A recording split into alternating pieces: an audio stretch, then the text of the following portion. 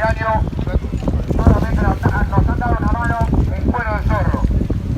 Segunda edición de Desert City.